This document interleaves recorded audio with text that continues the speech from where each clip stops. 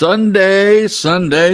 Good evening, everyone. Welcome to another episode of True Story Live. Back to the normal time, 8 p.m. Eastern Standard Time.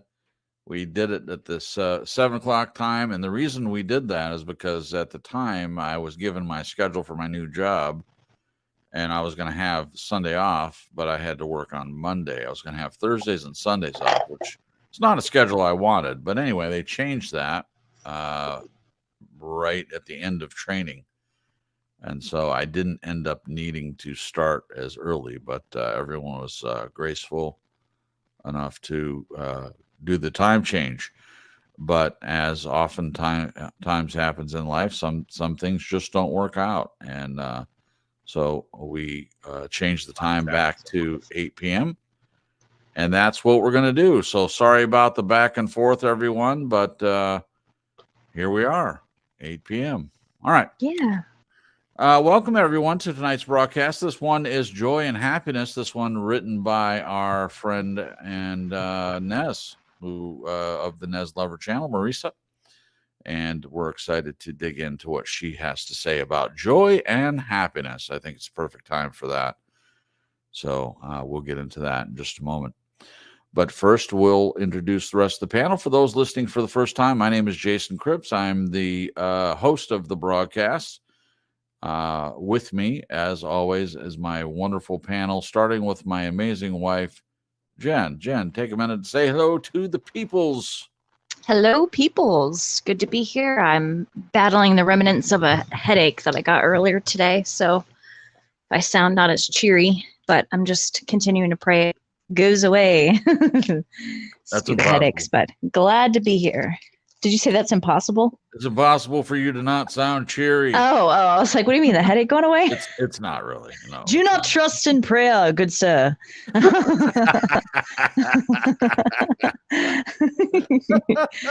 See? Yeah, you're right. It's still there. That's pretty cheery. Despite the headache. Right. I am feeling a lot better, and I'm really glad because I didn't want to miss out. Even though I know the three of you could handle, the show perfectly without me. Well, but yeah, but it's not the I hate same missing out. Oh, thanks. Excuse me. It's not the same without any of you. That's for sure. True. We tried it. We tried it one time where I forget what was going on with me, but you guys hosted the show, and the feedback I got was, I don't want to do that again. Remember that? That was yeah. I'm glad that you don't get sick often. Yeah, that's good. Well, we do take some shows off for various reasons. Like the last one was my birthday, and we kind of had a lot going on that day, so we decided not to do it. So sorry about that. We try not to take time off, but sometimes it seems unavoidable. Yes. But anyway, we're here tonight. So let's hear from Nez, the writer of tonight's write-up. Nez, say hello to the peoples. Hello to the peoples. All right. I'm glad Glenn finally squeaked his way in here. We were worried, Glenn. Oh, my goodness. Yeah. Thank you, everybody, for being here tonight. Hello to Naughty Nikki. Thank you for coming. Hey, Andrew. Good to see you, too. There's Dana, the Conscious Evolution. Thank you, everybody, for coming. Thank you to everybody who watches, lurks, and catches that replay. If you are so inclined, please do take a moment to share it out on your social media. And if you ever have any comments, questions, or suggestions on topics you'd like us to cover here, just reach out and one of us will get back to you. We're happy to hear from you. Thank you, everybody, for being here. We're going to talk about joy and happiness, something that we all need a little more of, I think. I don't know what you guys think, but I certainly think so. Looking forward to getting hip deep into discussion tonight. Thank you, everybody, for being here. Let's do this thing. Woo! All right. Wow, that was exuberant. I like it. Last but not least, let's hear from our friend Glenn from Australia. Glenn, take a minute, please. Say hello to the peoples. Well, Nez has just exhausted me, so I've just got to regain my composure. Hi, everybody. Hey, Cripps. Now you had a last weekend off, and it was this big birthday party. I don't know anything about it. So you're going to spill what was so good that you gave up the show for? What did we do? Geez, it must have been good. Cake. I say he gave it up.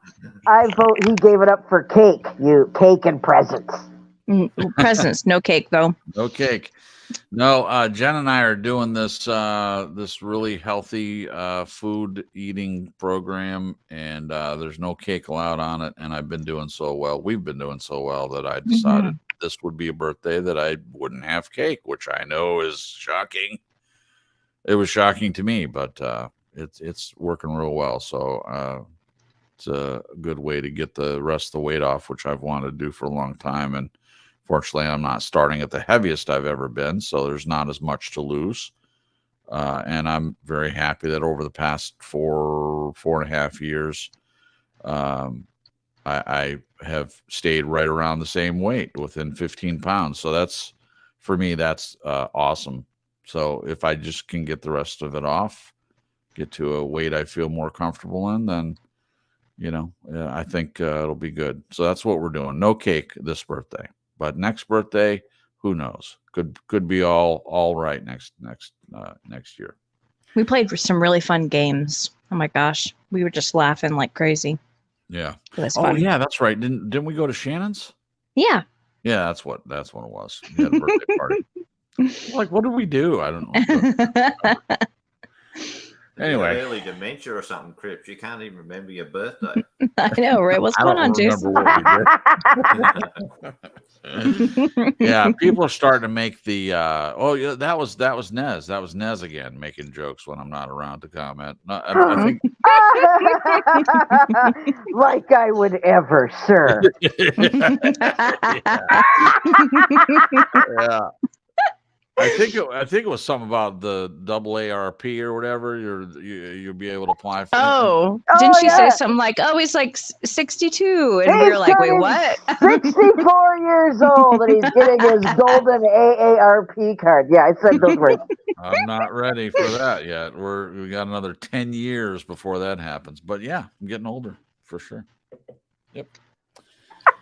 The discounts. I'm ready for the discounts. I'm ready for the movie discount, and I'm ready for my free cup of coffee at McDonald's when I go in there, which is hardly ever. But it's nice to have the discount. So there. All right. Well, enough of that. Let's get started, and let's say hello to the peoples in the chat. We got. Wait, did we say? Oh, we did say hello to Glenn. I'm sorry. Never mind. Yeah, we did. It's all right. Good. It's Alzheimer's. Alzheimer's, guys. Oh, quiet, Celine. Anyway, say hello to the peoples in the chat. Jen, if you would. Absolutely. Once I get to it. Alrighty. So I'm going to start from the bottom going up. We've got Burnt Flowers Fallen. Hello, hello. Hello to you and the people in the chat. Celine is here. Jason's not quite a dinosaur yet, LOL. Thank you, Celine. We appreciate that. Our very own Nez lover, Andrew, is here. The Conscious Evolution is here. Jamie Grace. Hey, Jamie. Naughty Nikki. And I think that's it so far. Hey to you guys. Glad you're here. Yeah. So I saw Burnt Flowers Fallen last night on Nez's broadcast. And also, let's see, who else was in there last night? Naughty Nikki was in there, said hello. And was Dana there last night? Usually Wisconsin Greg. I missed Wisconsin Greg. Sorry about that, Greg. Wisconsin, woo! Wisconsin. All right. All right. Welcome, everyone. We have a great show for you tonight. We're going to get started with it, and we will try to say hello to anyone new that pops in when they pop in when we can. Appreciate that. This, again, was written by Nez. Oh, also, we have a little treat for you at the end. Jen got us a card game for my birthday. And we're just fascinated by it. And we thought it might be nice to ask the panel some questions off the cards. So I will try to make sure and close things up in time to make room for that, which I'm sure Glenn will be looking forward to. All right. Can I just say one thing, please, Cripps? Of course. Now, Sandra and I have been utterly confused. I listen to the politics and all that in the USA because it fascinates me, not for good reasons. Right, of course. What does this woke mean? Can someone please enlighten me? I hear this word all the time, but I don't know what it actually means. I can't seem to find a definition.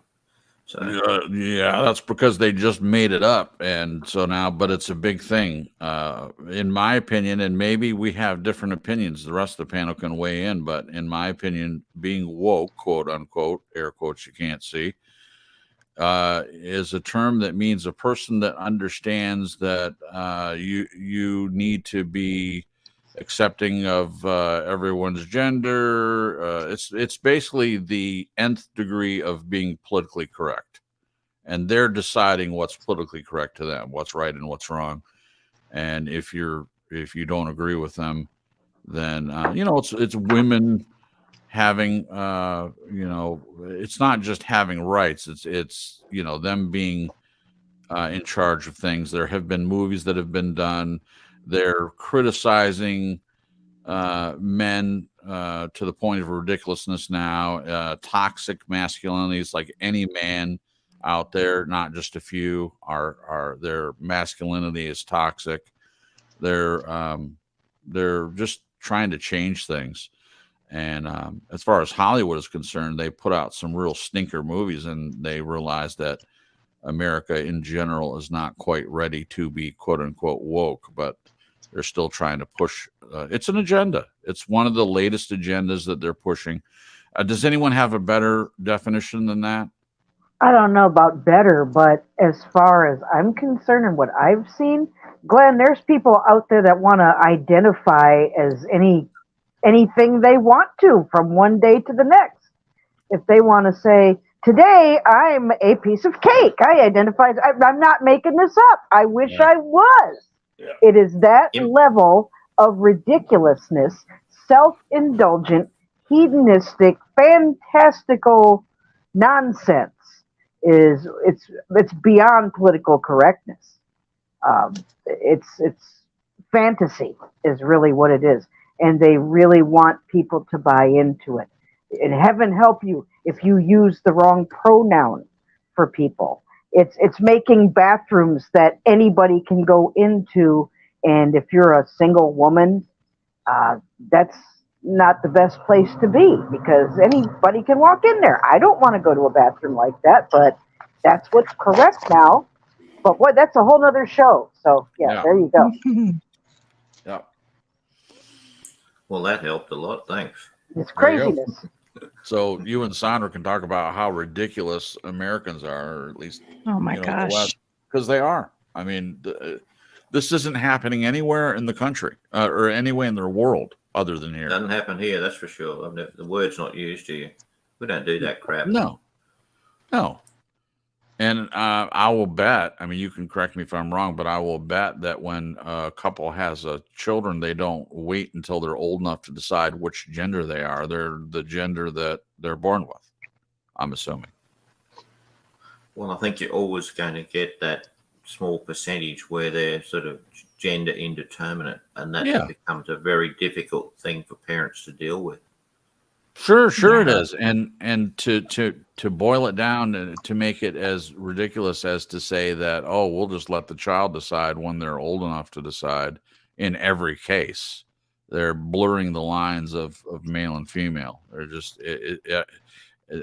it's what Nez said, that anybody can just decide what they want. They can be a kumquat if they want to, and everyone else has to respect that. If they want to call themselves a kumquat, then everyone around them is expected to accept them as a kumquat and call them that and treat them as such. Yeah. What in the context of tonight's broadcast, every time I hear this stuff on the YouTube or on the net, streaming or the news or whatever, there seems very little joy and happiness being promoted through any of this. Right. I mean, it's causing dissension and anger on different sides. I mean, did you hear about the Budweiser, the Bud Light commercial? Yeah, I heard. I haven't seen it. Heard about it. Haven't seen it. It's gross. It's just gross, in my opinion. Not because it's a transgender. It's just they failed to understand who their audience is. I mean, know your audience. Know. People drink Bud Light. I'm not saying there's not a single person that drinks Bud Light that's not transgender. I'm not saying that. But for the most part, the people that drink Bud Light are,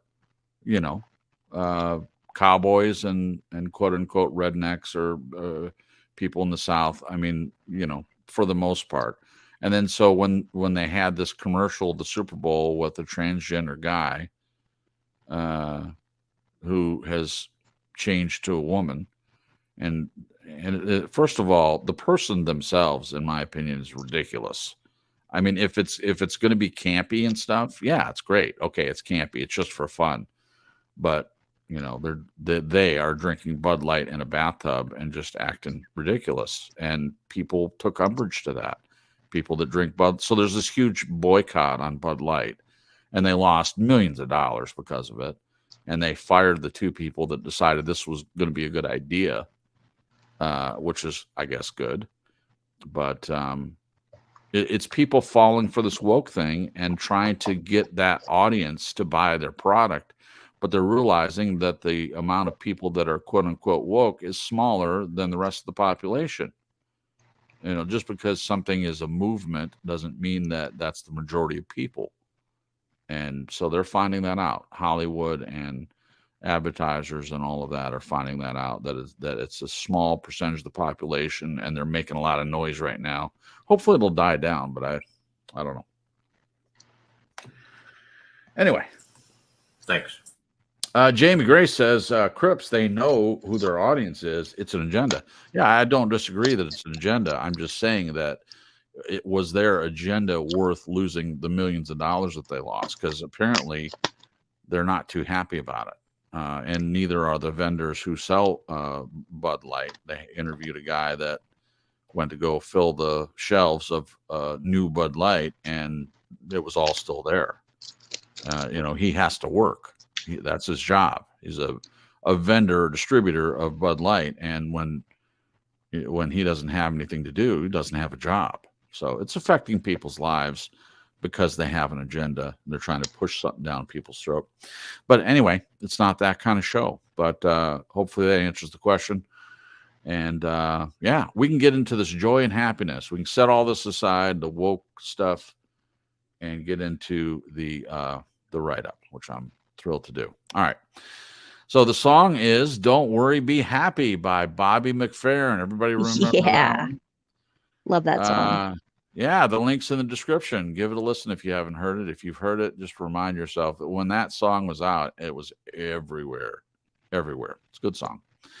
I'd like to begin by sharing what I learned about the Hebrew word for joy, spelled phonetically Simcha. Cripps, please remember that pronouncing K-H-A, in this case, requires the hard sound of clearing the back of your throat. I'm laughing and taking great joy in hearing you read this in my head. Have fun. Not only an emotion for favorable circumstances, but can also be found during difficult times. In a word of action, it is a choice and a pathway to feeling better, whatever struggles we face in life. A funny thing is that the word CMK can also be broken into two words: CM, which is an imperative for put, and ka, which is how we laugh in Hebrew. Ka, ka, ka. So, in other words, if you want to see MK, put some laughter in your life. There was a link. There's supposed to be a link here, I think, to the video, and it didn't come through. So my apologies for that. I don't know quite. I don't believe I included the link to the video quote. I just wanted to say that. Oh, okay. No problem. And the word is simcha. Simcha. Okay, great. Yeah. Okay. I must say I agree. Not only is joy a description of a feeling, but the Hebrew word denotes the action of putting laughter in your life. In my experience, laughter comes on only when things are funny, but also in recognizing the good, in living, in other people, in God's creation, especially animals and plants, and mostly in God. There are times when I just laugh because of what God has brought me through. Hard yards, and how much better things are now. Yes, I still struggle, and I have health issues, ups and downs with loved ones, and the occasional holy shit moments that come along to us all as part of our time in classroom earth. Despite the bumps, detours, traffic, potholes, and accidents on the road of life, my spirit is still enjoying and determined to enjoy the journey. Now some quotes. Quote, a merry heart doth good like a medicine, but a broken spirit is drieth like, or drieth, sorry. Let me try the last part again. But a broken spirit drieth the bones. Proverbs 17:22 KJV. Be glad in the Lord and rejoice, ye righteous, and shout for joy, all ye that are upright in heart. Psalms 32:11 KJV. They that sow in tears shall reap in joy. Psalms 126:5 KJV. Happiness cannot be traveled to, owned, earned, worn, or consumed. Happiness is the spiritual experience of living every minute with love, grace, and gratitude. Dennis Waitley. Some cause happiness wherever they go, others whenever they go. Oscar Wilde. Most folks are about as happy as they make up their minds to be. Abraham Lincoln. For every minute you're angry, you lose 60 seconds of happiness. Ralph Waldo Emerson. Optimism is a happiness magnet. If you stay positive, good things and good people will be drawn to you. Mary Lou Retton of the Olympics fame. Mary Lou Retton. Everything has its wonders, even darkness and silence, and I learn, whatever state I may be in, therein to be content. Helen Keller. There is only one way to happiness, and that is to cease worrying about things which are beyond the power of our will. Epictetus. I don't know how to pronounce that one. Epictetus. Epictetus. Running me through the ringer here, Nez, with some of these. The mere sense of living is joy enough. Emily Dickinson. Happiness comes in waves. I'll find you again. Unknown. If you want to be happy, be. Leo Tolstoy. Happiness is letting go of what you think your life is supposed to look like. Unknown.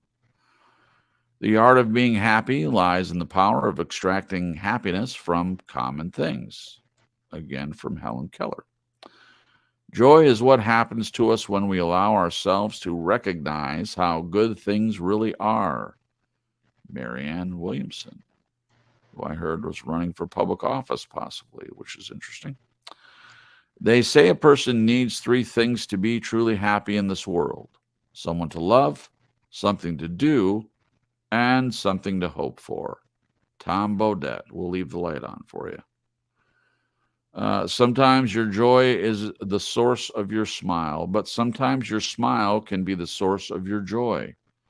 Oh my gosh, Nez. Thich Nhat Hanh. THICHNHATHANH. All right. I slept and dreamt that life was joy. I awoke and saw that life was service. I acted, and behold, service was joy. Rabindranath Tagore. Okay.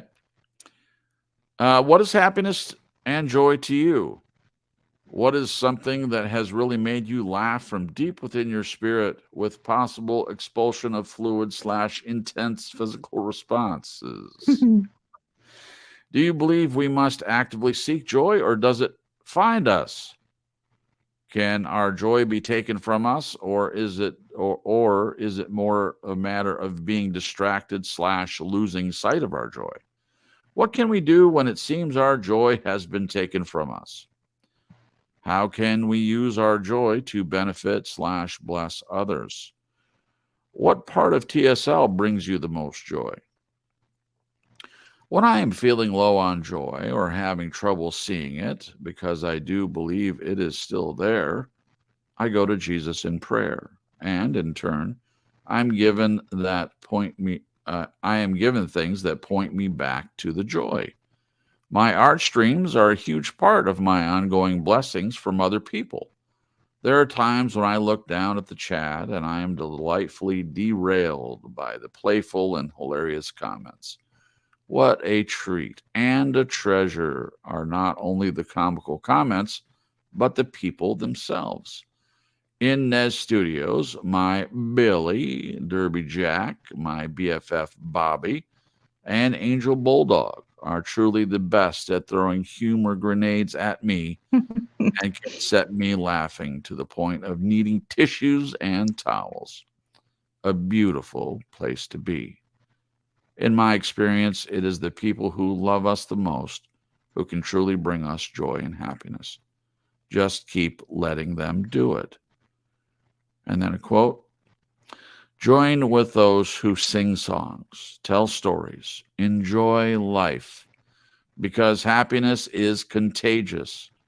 Join those who walk with their heads high, even when they have tears in their eyes. Avoid those who have never shed a tear. Pueblo, pueblo. Just for Glenn, yes. The Gosh, Pueblo, Pueblo. I mean, a wonderful, wonderful write-up. I don't know why Thank you got you. Beautiful. these names that We are just want to say. laugh at you, Cripps. I know. They're all gonna laugh at me. Oh no. Oh, great, great, great. All right, let's get into it. Let's see if anyone popped in. Not yet, but we will keep looking at the chat. So let's dig into this. All right. First question. What is happiness and joy to you? What is happiness and joy to you? And this time we're gonna switch it up and we'll ask Glenn first. What is happiness and joy to you, Glenn? My goodness. That's an open question, isn't it? Yeah. Well, it could be, I guess. Yeah, bit stumped on this one. I'm trying to think of what approach to take to it. You want me to go first, Glenn? Yeah, that'd be good. Okay. All right. Happiness and joy. That was the question. Mm-hmm. I would say relationship with people. Gosh, I feel like the whole COVID thing that happened really gave me sort of an inner realistic look at isolation.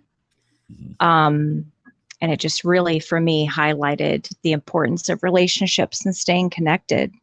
Yeah. I just think connecting with people is such a source of joy and happiness for me, at least. Sure. You've got your bad apples that you meet every once in a while, and you're like, run away from people forever. Bye. Never again, though. But, the times where you can connect with people that are like-minded in the sense of, like core morals and stuff. Not everything has to match up beliefs and whatnot.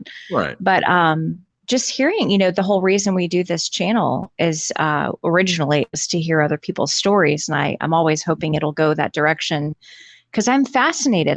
There is so much underneath the surface of a person, their life story of what they've been through and what they've conquered and their victories and just everything. It's beautiful, and I think it's meant to be heard. And so within relationship, getting a chance to see parts of people's life story, and even them being a walking story, of their life is just a huge, huge source of joy and happiness. Yeah. That's my answer. I love it.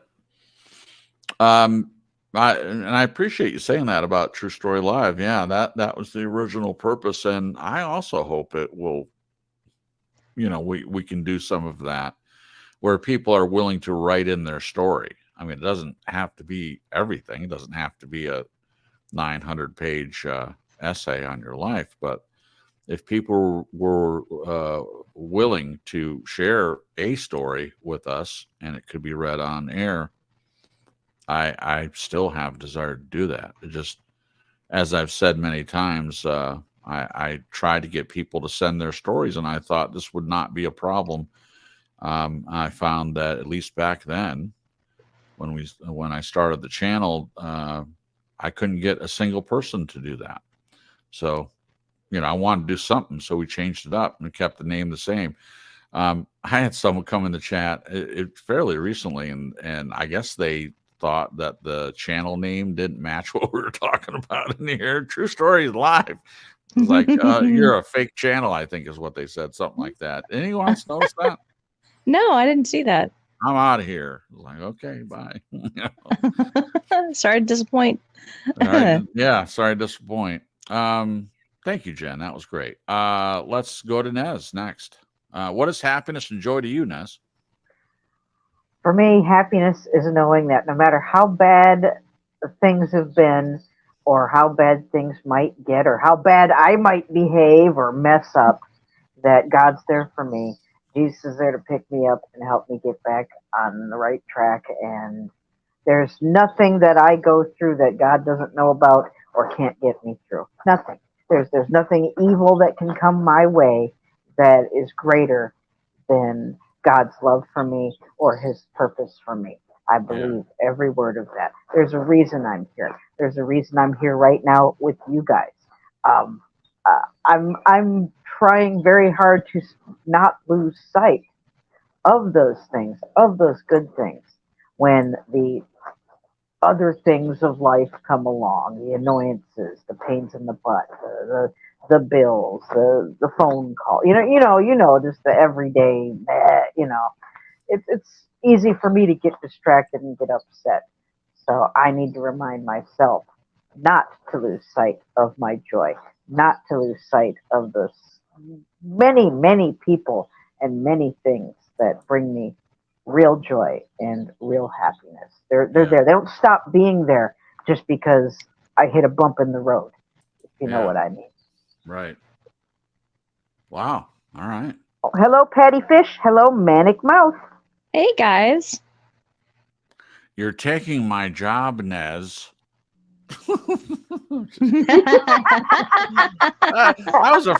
There's this long pause after I said that. I was like, oh no. Let's all say it together. Simcha. Simcha. Simcha. Yeah, I think next time you do a write-up, if I see names like that, I'll pause and you can say their name. How about that? Oh, that takes out the fun. Yeah, it does. Okay. Well, welcome, you two. I'm glad that you guys are here. And before we go to Glenn, or I'll go next. That's not a problem. Naughty Nakib said that they would write in, and also Conscious Evolution Channel said that they would write in. So, their stories? Yeah, their stories. Oh, and yes, please. Yes, please do.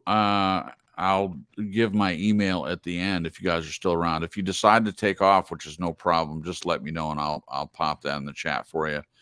And just for everyone listening who wants to do that, it can be any story you want. It can be, we prefer that it be true to you, but I would read fiction. I would, just you had a humorous fictional story or something like that. But the name of the channel, of course, is True Story Live. So we would hope for true stories. But at this point, I'd be happy to read anything. And if you wanted Jen or Nez to read it instead of myself, no problem. I will not be offended by that. Sometimes it's better in a certain voice. But we would love to do that. And if we got a couple of stories, we could do the regular broadcast and then save some room at the end to read a story, depending on how long the story was. But I'm not worried about how long it is. If I were to get enough stories, I would do a whole broadcast on stories. Let's say we got 3 or 4 people that were willing to share their story, and it would take up about that amount of time to do that. And I would just be delighted.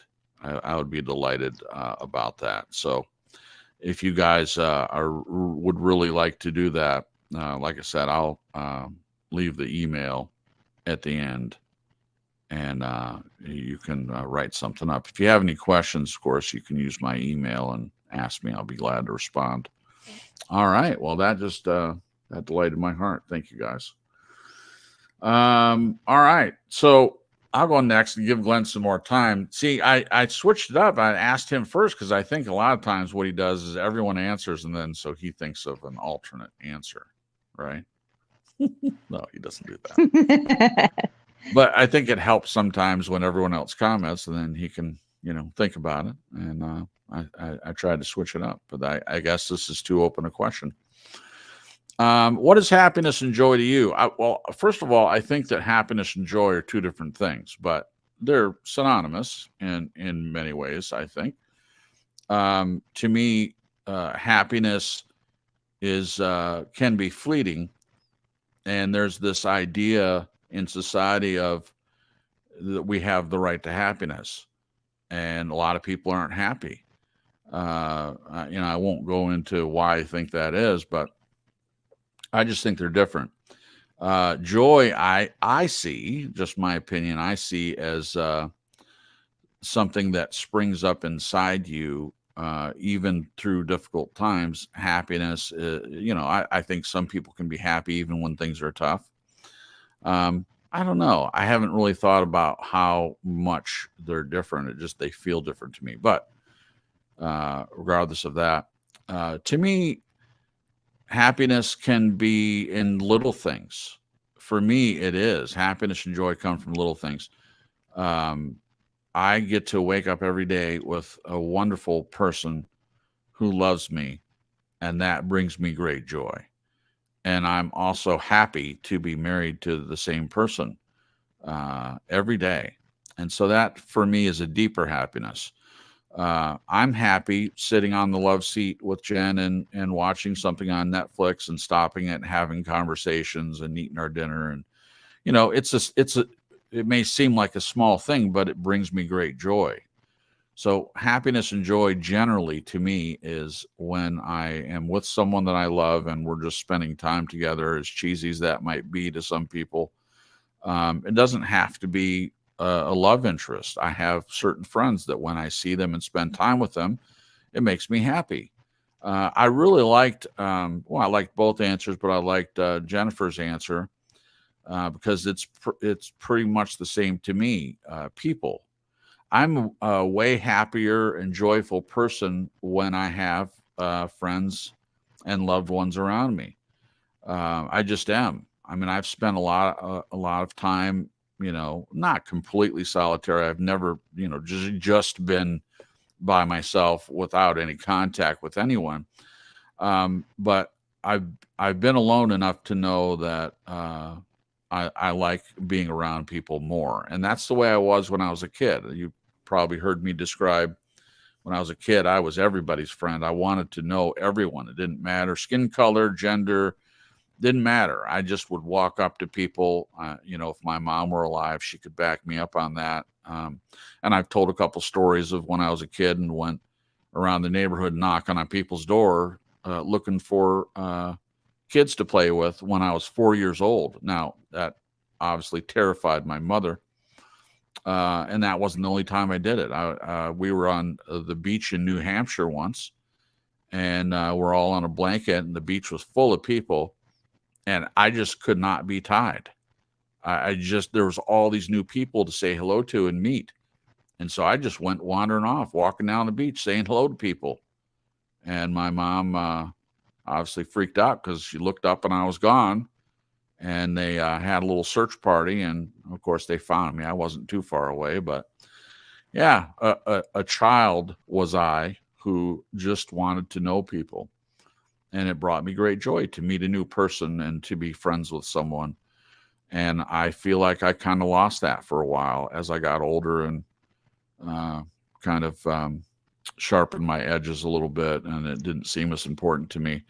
But it has been restored, and it brings happiness and joy for me to meet new people and to have friends and family that I care about and that really care about me. I can't think of anything that brings me more joy and happiness than that. That's my answer. Thank you for indulging me.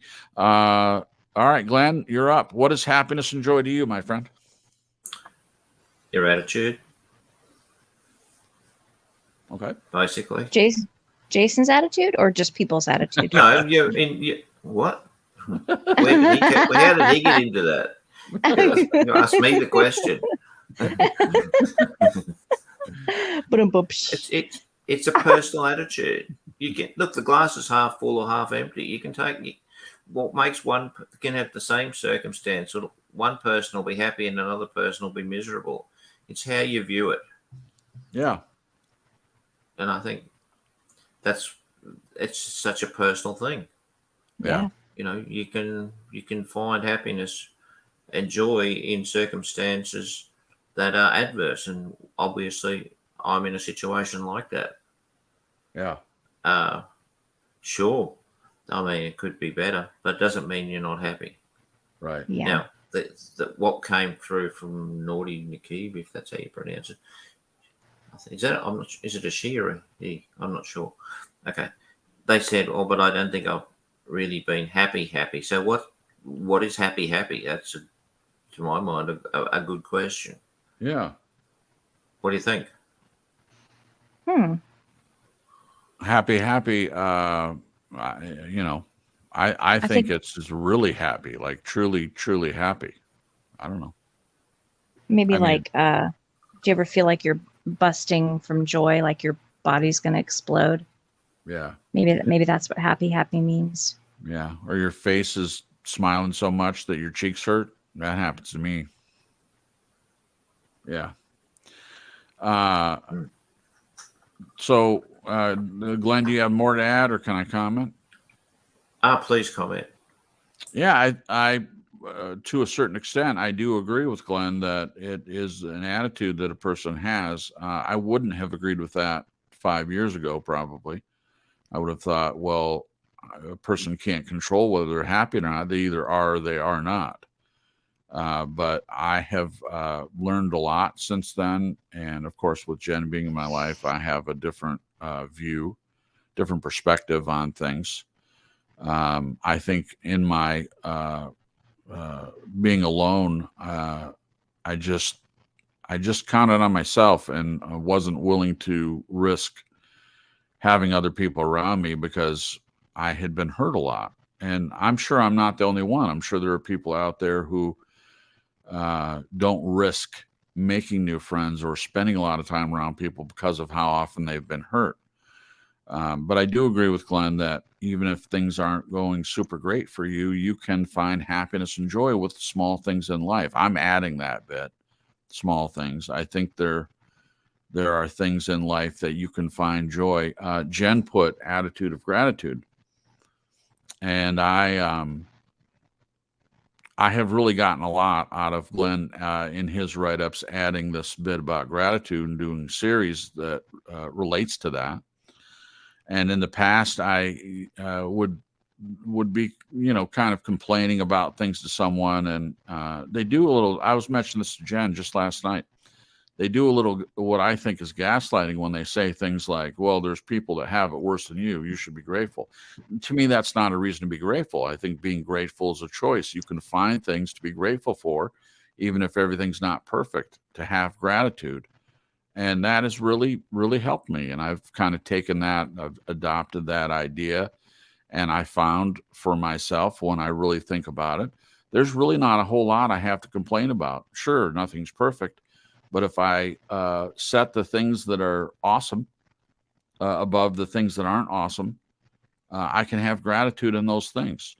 And also, things are ever changing, in my opinion. So if there's things that aren't going well, for me, it's having an attitude that it's not going to be like this forever. Things are going to change, and you do as much as you can within your own power to change the things you don't like.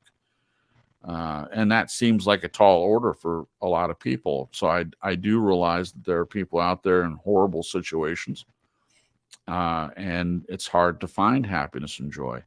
But it can be an attitude, I think. What does everyone else think about that? What anyone want to comment on Glenn's answer? I think it's a great answer. Okay. I think being grateful for whatever you can be grateful for in the moment is very, very powerful. And I do think it produces happiness and joy. Yeah. I've had seasons of my life where my thoughts were stuck on negative things and it just down spirals. Yeah. And then I've seen my life change because my outlook has changed, Yeah. looking at the positive. And even starting off with the obvious things, being grateful to be alive and have a heartbeat in my chest and breath in my lungs and be able to experience life and all of its beautiful range of emotions and experiences. And it just puts your mind in such a better place. So then you are seeing the cup half full, not half empty. Yeah. Yep. I would definitely agree. Thank you, Jen. Glenn says, if you can't be happy within yourself first, how can you supposedly be happy when with someone else? If you can't be happy with yourself first, how can you supposedly be happy then with someone else? I think. I mean, that's a good point. But I don't want people to think that there's not empathy for people that are struggling. I mean, just because, Glenn says, it's an attitude, it's not an indictment of anyone, I don't think. I think it's just how a person looks at their situation.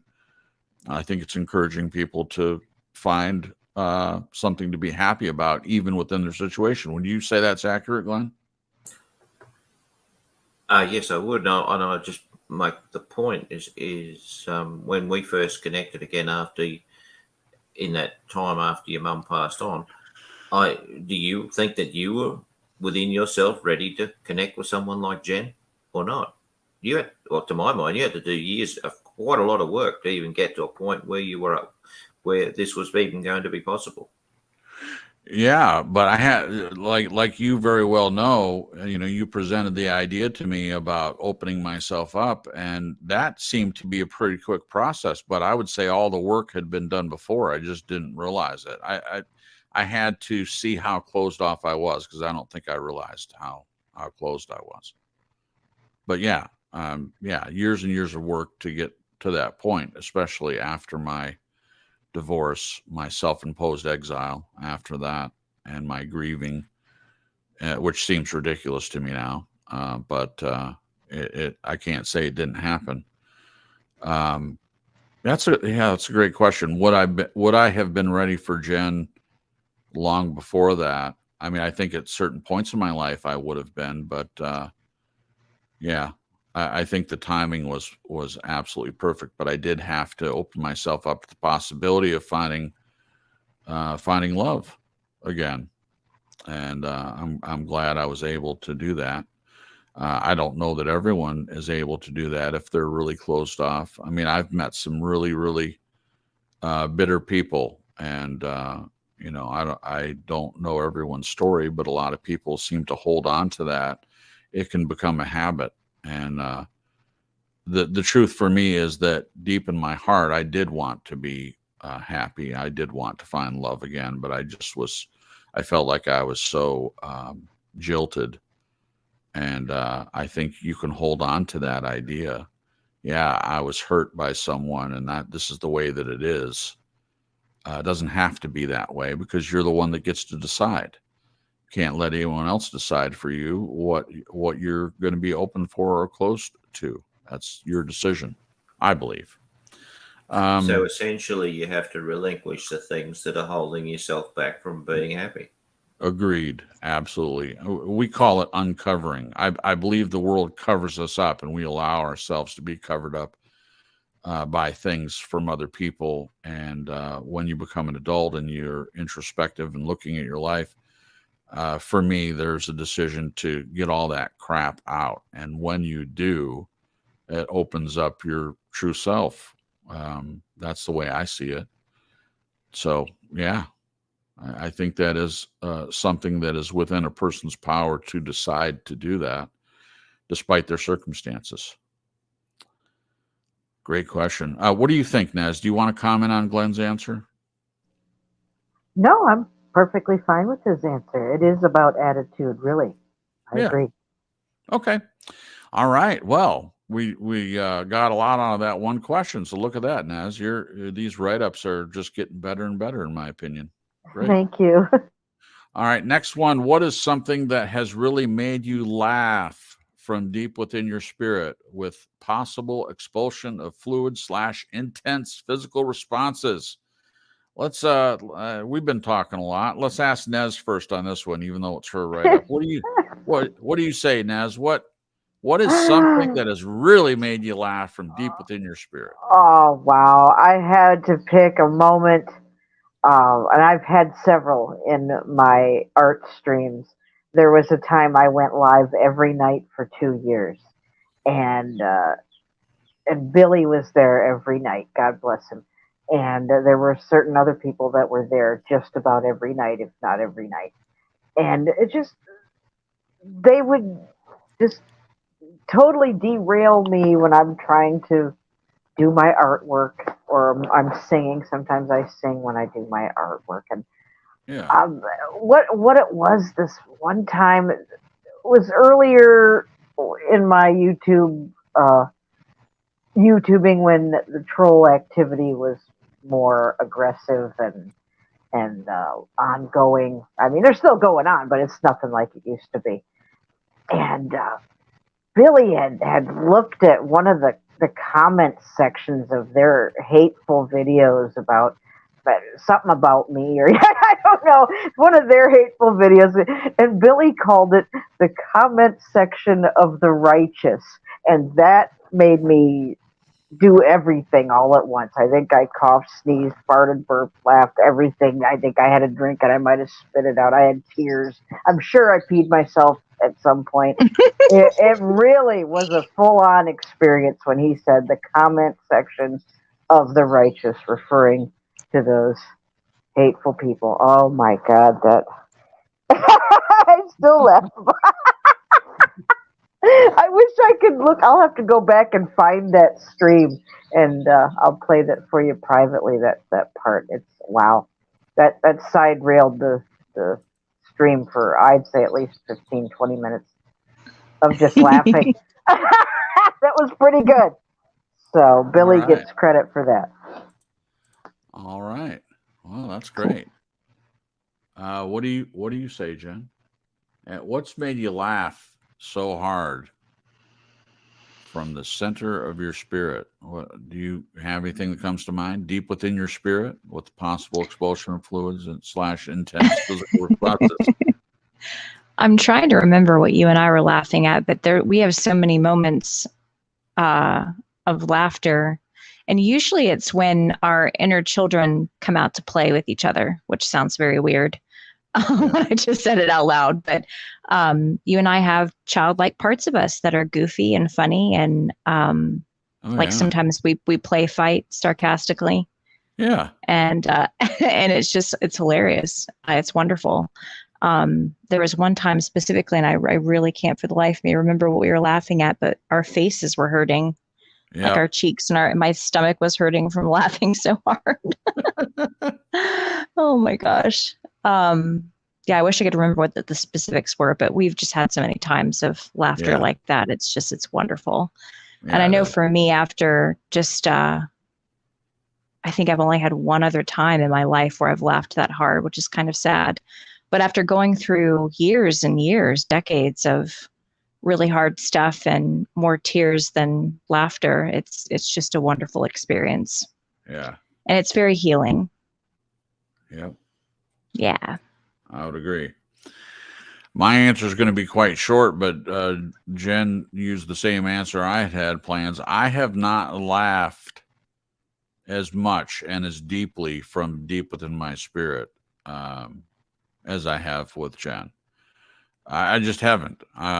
Before that, sure, I would say that I laugh quite often. I mean, there are people that seem like they never laugh. That wasn't me.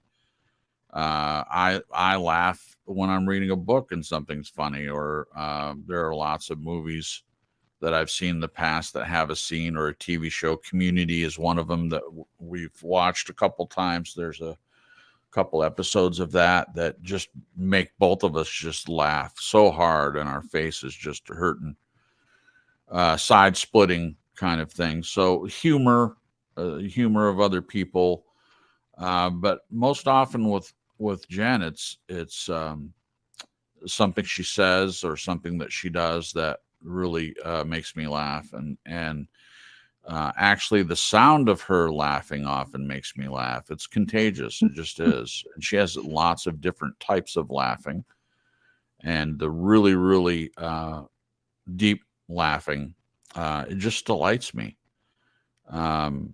Nez makes me laugh on her broadcast. She when she gets to laughing, that it is contagious. It's infectious. Yeah. Yeah, it's infectious. Thank you. So when people are really amused by something, it makes me smile. It doesn't always make me laugh, but a lot of times it will turn into laughter. I haven't really laughed so hard that I've expelled fluid, like the spit take. That hasn't really happened. I think they're funny. I'm not saying it's never happened, but usually I don't have liquid in my mouth when that's going on. But physical responses, yeah, absolutely. Laugh so hard that my side hurts and my cheeks hurt from having my face in a laughing pose for that long. It's just wonderful. Absolutely wonderful. Glenn, what is something that has really made you laugh from deep within your spirit with possible expulsion of fluid / intense physical responses? My answer is going to be a naughty one. Sexual incompetence. Sexual incompetence. Sexual performance incompetence, whether it's me or the other person, a situation where things are really not serious. And basically one or both of you are totally pathetic. And it just, you crack up laughing at the lack of performance. So I think that probably is the times I've probably laughed the hardest ever in my whole life. So you just laugh at it. So basically you're laughing at yourself and you're laughing with someone else. Yeah. In a situation where, as I said, everything is about fun, but it's not about being serious. Yeah. So interesting. That's great. I knew neither of you guys or none of you would answer that way. So. No. Well, now that you have. That's it. It happens, doesn't it? And you laugh at it. Unless you're really serious, and that's not fun. No. I will add, I don't know if people back in the early 2000s watched Mythbusters ever, but there was one episode where they were trying to dispel the myth of if you hold your eyes open when you sneeze, that your eyes will pop out. Like there was this myth out there that scientists tried it on a bunny rabbit and its eyes popped out. So they actually did the experiment and they sniffed pepper, and the guy with the glasses, well, no, I think they both wear glasses, not the taller guy with the beard that looks like a Viking, but the other guy, he held his eyes open and they did a video of it in slow motion of him sneezing with him holding his eyes open. And it was the funniest thing I have ever seen at that point in my life. And I laughed so hard that I literally started crying. And it was the weirdest, I was sobbing. I was laughing so hard. It was almost like the line between bawling and laughing was completely gone. And I didn't know what was going on. Wow. Yeah, I was like, what? But it was hilarious. It was so funny. It was awesome. Yeah. Oh, I got something else that made me laugh. Share. Okay, I don't know what it was. It was some like I don't know if it was some of those shows back on cable that talked about, hunting Bigfoot stories. It was Sasquatch related, but whatever the show.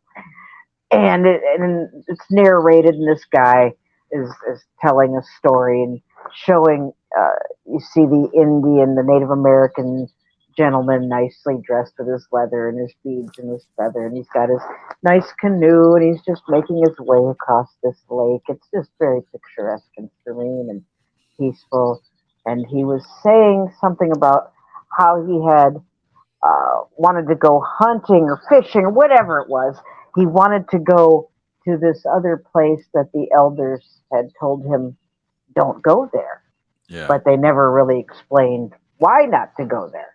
Right. And I guess I don't know if he was just being rebellious or forgetful or lost in the peace of it or just determined to do what he wanted to do. I don't know. He makes his way across this beautiful lake, and then as soon as he gets close to the shore, boulders start coming out of the forest. I don't mean little rocks. I don't mean bouldering. I mean boulders start coming out, go sploosh into the lake, getting closer to his boat. And he just has this look of terror on his face and turns ass around and paddles back from whence he came. And then he said he went to the elders, and the elders were laughing at him. They're like, Oh you know, my you gosh. idiot, we freaking told you not to go there, you know. So, and I just laughed and laughed, and I'm laughing right now, thinking of this guy going, "Oh, it's so nice! Oh my God, it's boulders!" And Sasquatch telling him, "Get the hell out of here! Go on, get." Oh wow! Okay, I just wasted 5 minutes telling you that. Oh, I found That it was funny good. though. Yeah. Like you, Jen. I lost the line between laughing and crying over that. And the dude I was seeing at the time, he would just look at me like, "That's creepy, man. You're laughing at this poor guy." But you probably pictured it in your head while he's telling the story, you know? And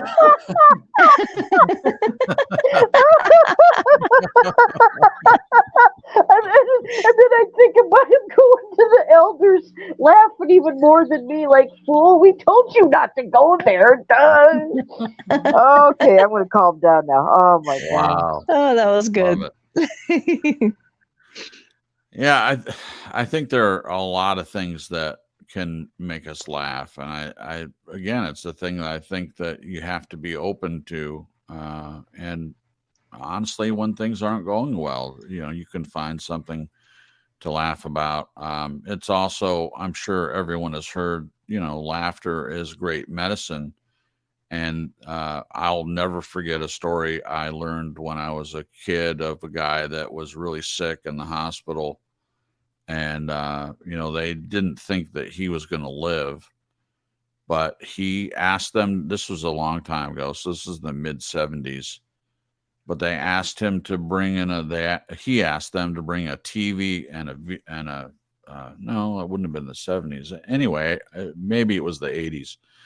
The VCRs existed, so it probably wasn't the 70s, it was probably the 80s. But he asked them to bring a TV and VCR into the hospital room, and they did it. You know, they thought he was going to die. And he had a friend get Three Stooges. And for him, whether you like the Three Stooges or not, he really did. And it made him laugh. And he got better. And he said that it was the laughing and the humor that helped him heal. And there have actually been studies about this. And it seems like that there's something to it. You know, I think of some hospital rooms, they're just a horrible place to be, in my opinion, most of them. I mean, if we all had the money to stay in a private hospital, maybe they're more decorated in a way that is conducive to better healing or something. But it just, I've only been in a hospital a few times, fortunately, but each time I'm there, I can't wait to get out. It's just doesn't seem like a happy, joyful place. But he found a way to bring joy to himself, and it helped heal his body. So I think there's something to that. I think that laughing hard as often as possible is soothing to the soul. It's just my opinion. Okay, another great one. All right, next one. Do you believe we must actively seek joy, or does it find us? Do you believe we must actively seek joy, or does it find us? That is a great question. I'll go first. That is a great question. Go first, Jen. I think it's both. I think I've had, moments in my life where I've looked for joy and happiness, and I found it, and sometimes not. And there's been other times I've been surprised by it. I'll give an example. So I'm a nanny, and two of the girls, I don't necessarily nanny. I'm more of their chauffeur. Right. But they're teenagers. And as we know, sometimes teenagers can be very quiet and kind of in their head. And I had to kind of get used to that. And when I first started working for them, you know, I'd be like anxious, stressing out while I'm driving them back home from school, thinking like, why aren't they talking? Like, or why are they answering my questions in one word answers, you know? Yeah. And I finally got used to it. And it's one of the things they thanked me for, especially the oldest. because sometimes she doesn't want to talk after school. She's processing and resting her brain. And she's appreciated that I've never forced her to talk when she's just not in the mood.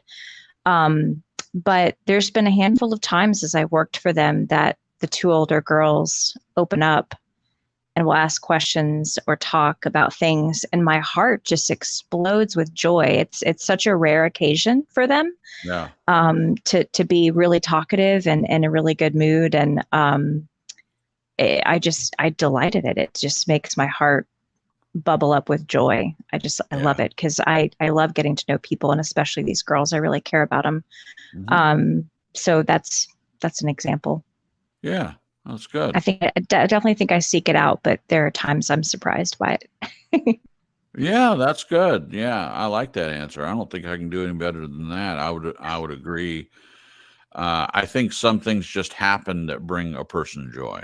And then I think other times, it's kind of goes to Glenn's answer about the happiness and joy. I think that you seek it out sometimes. I think if you want to be a joyful person, part of that is doing things that make you feel joy. And that's a decision that you make. You seeking out things that make you happy or make you feel joy. I would agree, Jen. It's both.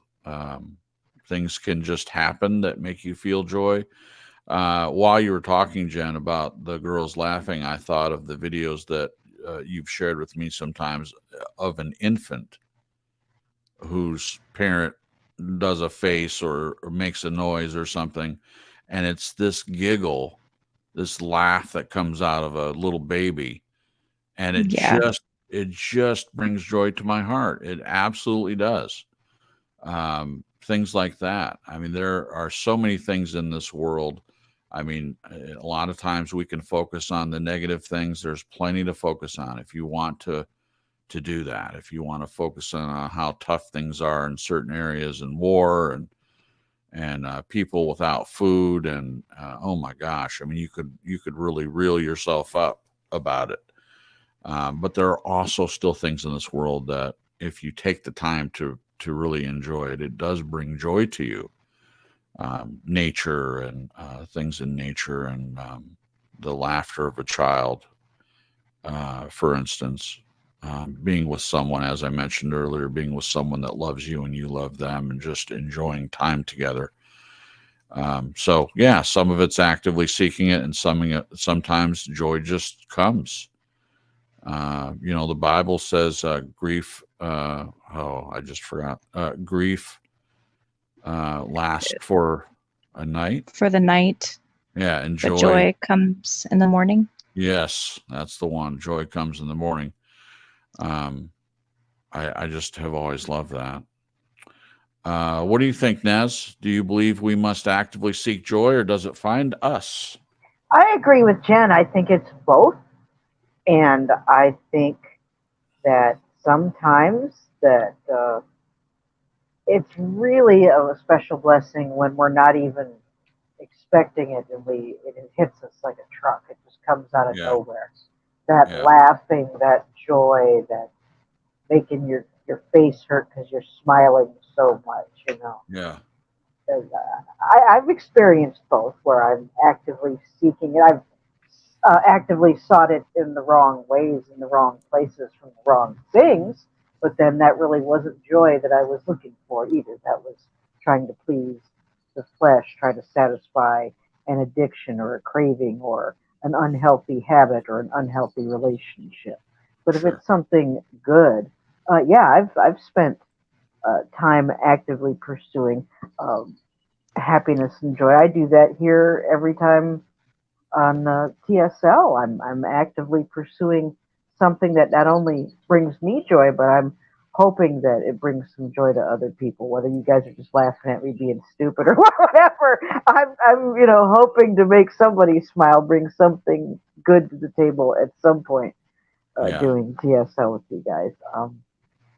I think it's both. I think if we're just going about our own business, living the best lives that we can, doing the best we can, I know, in my experience, God gives you plenty of goodies. He'll Yeah. bring things and people and circumstances and situations along that you didn't even expect or suspect. Yeah. That's a whole nother show I could do just about that. But yeah, Sure. I say it's both. Sure. Okay. All right, Did I Glenn, lose you you're guys? up. No, I hear you. Me? Right. Well, just one. Sorry. Sorry, Glenn. Jen, can you hear us? Oh, y'all still there? I Yeah, hear you. we're here. We got you. Can you hear us? We can hear you.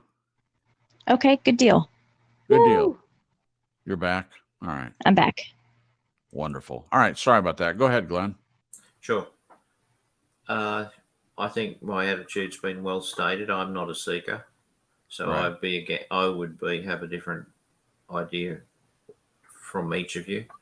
Sure. I would tend to say I'm just available to it, open to it, and as I think Nez said, things turn up in the most unexpected of places. So just be open to everything, and it'll come to you for sure. It'll come. You don't have to look for it. Right. So I'm not a chaser, obviously. Right. Yeah. Yeah, I get that. That's it. So how does I that will- tie in? Oh, sorry. Go Yeah, ahead. sure. Jen. I just was going to say real quick, I love Glenn's laugh. Every time he laughs, it just is awesome. Just wanted to add that in there. Me too. I love it.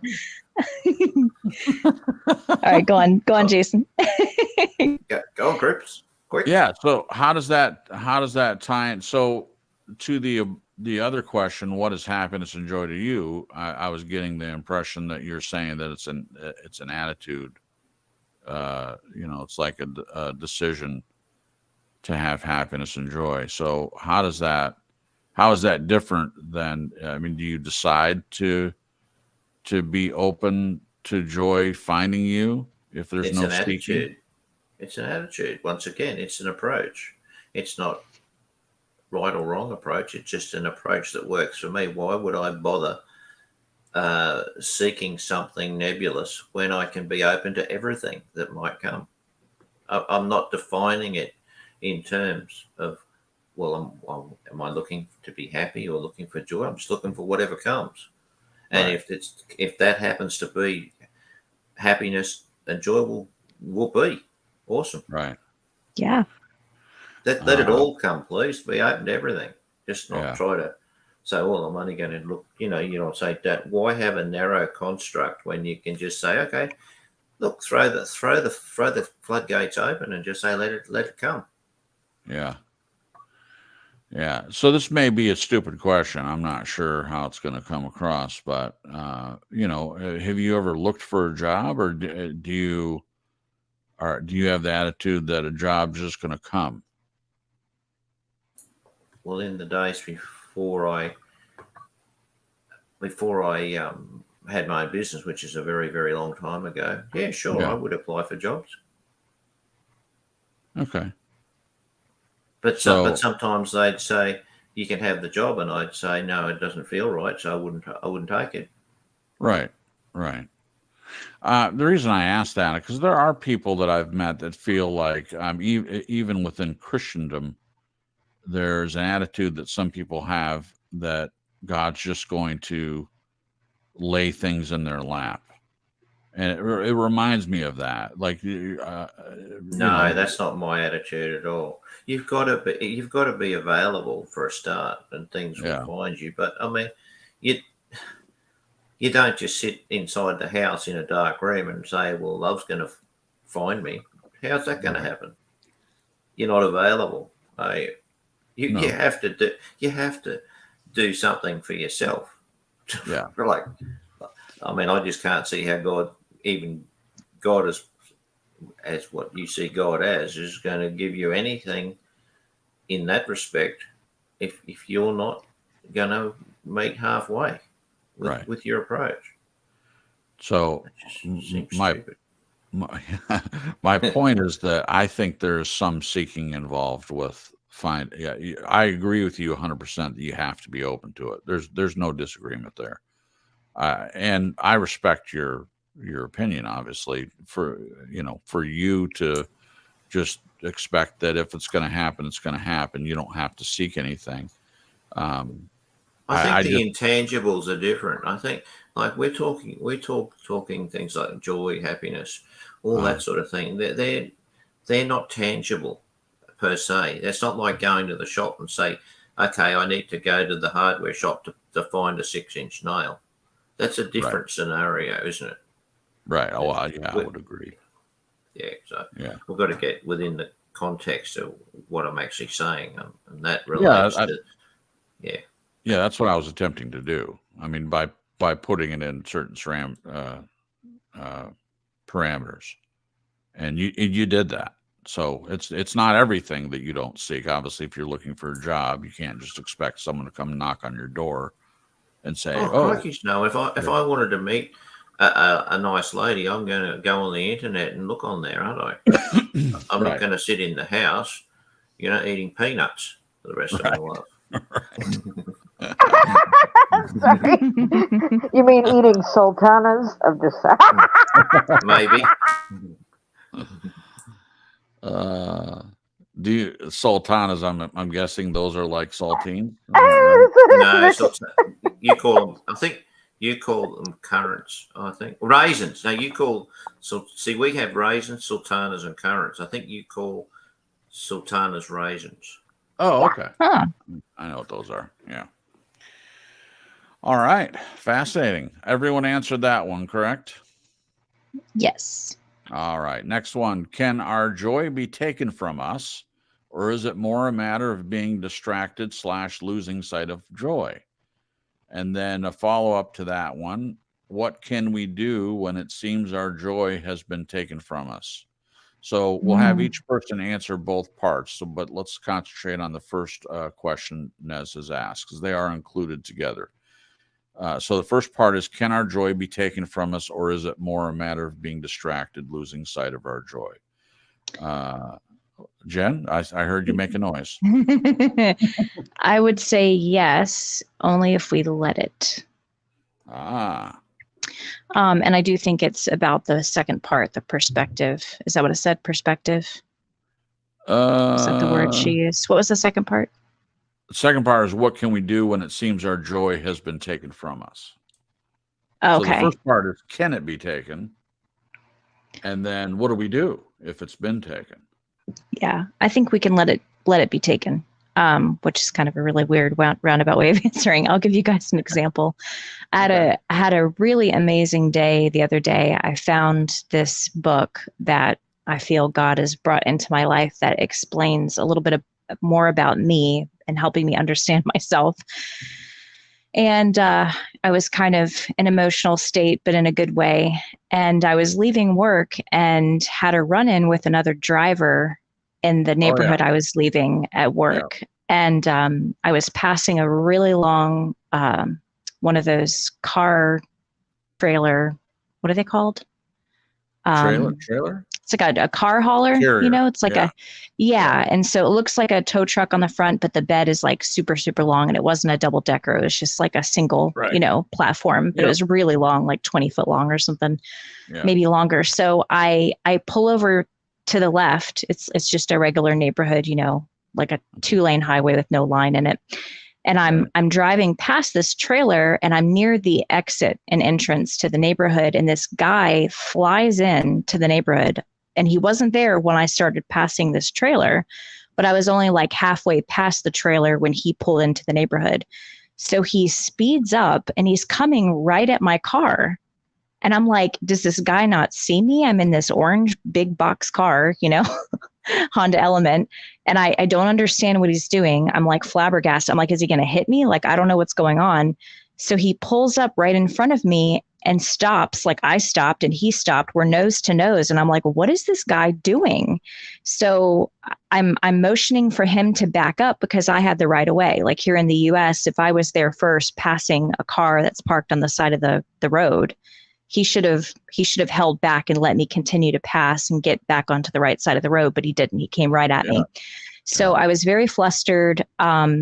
I finally decided to swallow my pride and back up, because I was like, this guy's just an ass and he's just being a jerk. So I start backing up, but I was so flustered that I started cutting my car too early, because the way the sides of my car is, they're kind of high up where the window starts. Yeah. And I wasn't thinking straight because I was so incredibly flustered. So I started turning my car to the right, and I didn't see the back part of the trailer, and I ran into it. And then it made me even more flustered. So the guy that was driving the trailer, he had just delivered a car to one of the neighbors, and he gets out because like his whole truck shook when I hit him. And he gets out. And so I just parked my car, and we got out, and we're looking at the plastic back bumper or whatever. And it's scratched, but it's not terrible. And he's like, I'm so sorry. And I'm like, it's not your fault. And I was explaining what this guy that was parked in front of me did. And I just was so flustered. And the truck driver was really sweet. And then the neighbor that had the car delivered, he came out, and he saw this whole thing unfold. So I got back in my car. I finally backed up enough. I just backed up straight instead of cutting. And so the guy and his passenger, which was another male, they finally drive past me, and his passenger yells out, "Beautiful driving." And the rage that like built, I was just like, what the heck is wrong with these people? So I had this wonderful day, and this thing happened that was so incredibly frustrating. And I was so flabbergasted that there's actually people in this world that act like this. Like I would never act like this with somebody. Like, and he's not obeying the laws of the rules of the road. And then decided to just stick the knife in and twist it with his comments, and just drove off. And like my car got damaged because of what he did, and my decision to, I just was flustered. Yeah. So when I left, I was just so angry. It like encapsulated my day. I hate when it just eclipsed everything. And so I'm driving to the store on the way home, and I'm like praying for the guy. And I vented to Jason. I called him and vented, and I got that out of my system. And I just decided, I was like, I'm not going to let this ruin my day. There are people out there like this, and I have no control over them, but I do have control over my mood. And the old me years ago, it just would have stuck with me for days. I would have been ruminating about what I should have done, what I should have said differently, just different things. It would have been on this, what I call the hamster wheel of death, that you can't seem to get off of. You try to get off, and then you find yourself back on it. So I just decided to move past it. And in a way, not that it's about winning and losing, but in a way I did win, because I was able to let it go. Yeah. It's just a car. It's just plastic that got scratched. I probably will never see that person again. Right. If I do, I'll smile. I don't even remember what the car looked like or anything. I just was my brain just melted in that whole situation. But so it was just a decision to hold on to the joy I had of the day and just let that go and to move on. Yeah. And so, but it was a choice. I could have let that situation and that gentleman completely steal my joy, my happiness that I was feeling that day, but I didn't let him. Right. And it is difficult. I'm not saying it's easy. It definitely takes practice. But it's not worth it. It's not worth staying in that place of anger and resentment and rage. Right. It's not worth it. It messes you up. And for me, it's such a gross feeling. Yeah. I could feel it like eating away at the inside of me as I was feeling it. I was just like, ugh, I just wanted to throw up. Yeah. So I just moved past it, and I chose joy. It could have been worse. I could have been reversing faster than I was and totally tore off my bumper. Or if I was the type of person to get violent, it could have gotten really ugly. I'm not the type of person to get violent, but yeah, it could have been worse. And it wasn't. That guy went along his day, and he's probably still a jerk, and I'm no different. I'm still forgiving and still holding on to my joy. Yeah. So wonderful. That's my story. That was a perfect story. Thanks for letting me share, guys. Of course. Great. Nez, what do you think? Oh, wait, second part. I'm sorry. Second part, Jen, losing sight of our joy. So can our joy be taken from us? I think you made the excellent point. So, well, I guess you did answer the second one. What can we do when it seems our joy has been taken from us? But you want to put that I'd say focus back on the joy. That's what helped me get out of that spot, was to focus back on the day and the experiences I was having with reading this book and everything else that happened to that day, and just let it go. There you go. Okay.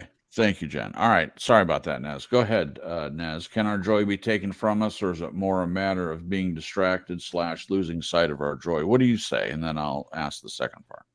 Okay, I agree with what Jen started out with. We can only have it taken from us if we let it. But even so, even if we're not feeling that joy, or it appears that it's been taken, quite often we will find that the sources of our joy are still there, but we get sidetracked, we get derailed, we get distracted. We're so worried about what that person said or that person did, or this circumstance over here, that we forget to look at the beautiful things are still there. The beautiful people are still there. The love that you have for those people and the love they have for you is still there. And certainly, in my experience, the love that God has for you and all the good things he's given you are still there. There's nobody and no thing in this world or any other world that can take away the good things that God gives you. I believe that 100%. All right. Lovely. Thank you, Nez. What was the rest of that you needed to ask? Yeah, the rest of it was, what can we do when it seems our joy has been taken from us? As a Christian, go to God. Go to the one who made you and say, help me, I'm asking. You said that if we ask, you'd answer. If we knocked, you'd open the door. Personally, in my walk and my experience, he's never let me down, not once. I may not get everything I want when I want it or how I want it, but if I actively seek God to guide me on something, give me an answer, give me guidance, he never lets me down. Never. Not in all this time. Never. Other things we can do is just remember the good things.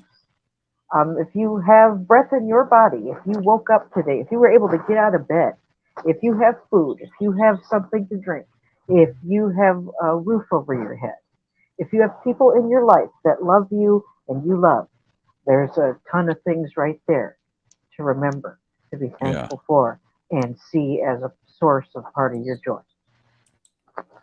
All right. Excellent. Beautiful. Thank you. All right, Glenn, what do you say? The first part is, can our joy be taken from us, or is it a matter of being distracted / losing sight of our joy? I'll try to do both at once. Okay. I like to think of it as a person has two layers to this situation and things like it. Is the ones are deep down intrinsic base level where it resides there, that, let's just say, happiness, or either one. So intrinsically you're a happy person, and then there's the one that's closer to the surface, which is going to be affected by the day-to-day emotions, the day-to-day events that you can't foresee. They come in, someone has an accident. Look, it could be, your child has got sick. Oh, look, it could be 1,000 reasons. That's the one that you have to deal with. But it doesn't, for a second, mean that intrinsic deeper part of you is actually affected. So what we're doing is resolving in the moment type worldly scenarios at a level that we can actually deal with, because we're going to revert. It's just a case of processing it so that we can revert back to our true type, which sits at a more base level. I think it's just a case of you practice. Like Jen said, she had a scenario that happened with the driving, but she's done the reflection, she's done the analysis, she's worked it out. And my thinking is that the next time this happens, she's probably going to be better equipped to deal with it. So I don't think anyone can take joy from us. I think circumstances can make us feel in that moment not feeling joyous, but intrinsically we still are a joyous person, if that makes any sense. Yeah, sure it does. I think it does. Beautiful.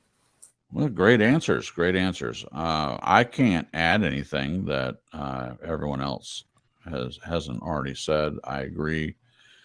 I'll just say briefly that I think there are people that do try to steal our joy.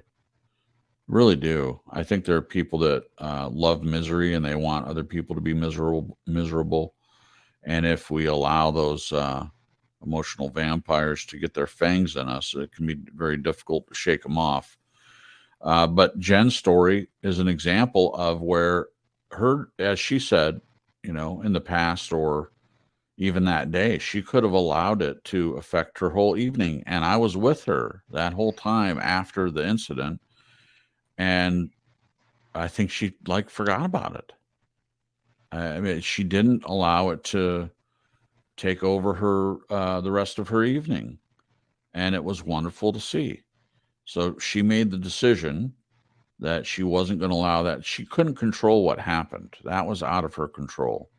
Someone did something very stupid and ridiculous and tried to make her feel shitty about it, and she could have allowed that to ruin her whole night.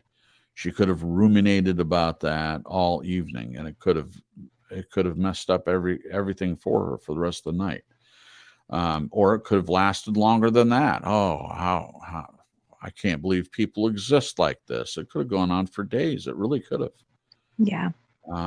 I've experienced the same thing in the past, especially road rage stuff. You guys have heard me talk about it several times, because for me, that's the area where I really notice that I've come a long way. And sometimes I still feel like I have work to do in that area, because when people endanger your lives, it's more than just someone cutting in front of you. Sometimes it's like in Jen's incident, no one's life was in danger, but it very well could have gone that way. If the person was just acting like that and pulling out and driving into the neighborhood fast and all of that. So what do you do when your life's in danger? Because there's this thing that happens to you where your adrenaline, pumps in your system, and it's fight or flight. You can't control the adrenaline that comes into your body. Your body's set up in some natural ways to produce a certain reaction. It's made like that biologically, whether you believe in God or whatever. That's a fact that this happens to people. So you may not be able, this is my point, you may not be able to control the chemicals that pump into your body, but you can take a breath, you can calm down, you can choose to realize that everyone's okay. Just a scratch on the back of the car. You're not going to let it steal your joy. So I think we do have a lot of power over whether we allow someone to do that or not. If it does happen, I like everyone's answer. You focus on, Nez's focus on, if you're a believer, to take it to God and he restores your joy or helps you get evened out again. And if you're not a believer necessarily, then, Nez gave some great examples of how to do that. You focus on the joy that is still there in you, even if you can't feel it. And Glenn had a similar answer, and I agree with that completely, that your joy may feel like it's being stolen in a moment that causes that physical reaction to something that someone does to you, but it is a decision. Once the dust settles, the person's gone, whatever, and you're in your car or wherever you are, you have a decision to make as to whether or not you're going to allow that to affect you moving forward, or you're going to let it go. And I think sometimes for a while, letting go is a difficult thing for a lot of people to do, but it is something that you can learn. If you struggle in this area, trust that there is an answer for you. You can learn to let it go. And sometimes it's hard. I'm not taking the difficulty out of it. It can be hard to do, but you can do it. That's my answer. Wonderful questions. Okay, 2 more questions left, and then I think we will have time to read a couple of the cards from our new game that Jen got for my birthday. I'm looking forward to Next one, how can we use our joy to benefit, bless others? Beautiful way to finish off. Though there's one more question after this, but this is essentially the clincher question.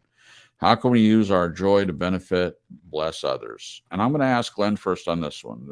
It's exactly how we started. I think this will be an easier one. Not maybe this isn't as open-ended for you, Glenn. But how can we use our joy to benefit / bless others? What do you say? Be yourself, essentially. Okay. Beautiful. That's all you need to do. If that is the kind of person you are, or if you just be who you are, it's just going to resonate to everyone you meet, isn't it? Pretty straightforward, I think. Okay.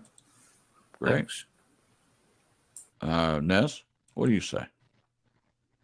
Wow, Glenn just blew me away with that.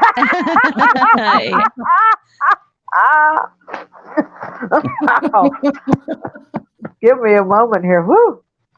But yeah, it's just exactly what he said. If it's in you, it's going to resonate through you. And just being you, just existing and being who you are, who God made you to be. That's going to flow through you and hit other people in the face. And Right. I can't say much more than that. Glenn had it spot on. Well, all righty then. What do you say, Jen? I would agree with Glenn. My first answer before hearing his answer was going to be, wait, what was the question again? Refresh my brain. Oh, sure. How can we use our joy to benefit / bless others? Yeah, I guess it would in a way be the same as Glenn's. I was going to say, just walk out your joy, let it shine, because it's infectious. I mean, I know some people can see your joy and be like, it gets them all riled up like trolls. But yeah, I would agree with Glenn. Being yourself, I think it's the most precious gift you can give to the world and the people around you is being yourself, because that's infectious as well. I've met people, years ago when I was just so bound up and covered up. I had a couple people in my life that were just truly authentic in their joy and their sadness and everything else they were going through. Yeah. And it was infectious, and it helped encourage me by watching them to also be myself. Mm-hmm. And that was just the best gift. I loved being around them because I could be myself because they were themselves, and it created this safe space. Yeah. So there you go. I like it. Be who you are. That's a good message. In more practical terms, in my opinion, I think that sometimes people, well, I agree that if you're a joyful person and they're not just a sad sap, it definitely is infectious. That your joy can affect someone else. I do believe that. If you're a joyful person, someone's having a bad day, it very much might rub off on them if they're in a place, if they're open to it. I don't know if, I don't always know if the person's open to it or not, but you can by smiling and laughing and being a joyful person, I think you can bring joy to other people if they're open to it. That's my quick answer on that. Also, I like that Nez added bless others, benefit / bless others. I think it is a blessing to bring a joyful attitude into a situation. Now, I obviously, after saying that, I think that there are people that, if you go in a hospital room and someone's really, really sick and they're close to dying and you come in, you're making jokes and, trying to find the silver lining and things, that may not be the right time for that. But I think you just being joyful, sometimes it's just being joyful in yourself and being available in a situation like that. And I think it can really bless others. That kind of attitude, being yourself, I love it. And being available with your joy and spreading it out. The Bible says, laugh with or cry with those who cry, or weep with those who weep, and rejoice with those who rejoice. I think both of those are being yourself. I think there are times that that someone's in anguish and we cry with them. And same thing, rejoicing with someone who's rejoicing. And I think joy fits really well into that scenario as well. All right. Last question. Everyone answered that, right? I think so. Yep. All right. What part of TSL brings you the most joy? And we'll start with Nez on this one. What part of TSL brings you the most joy, Nez? That they haven't kicked me off the show yet.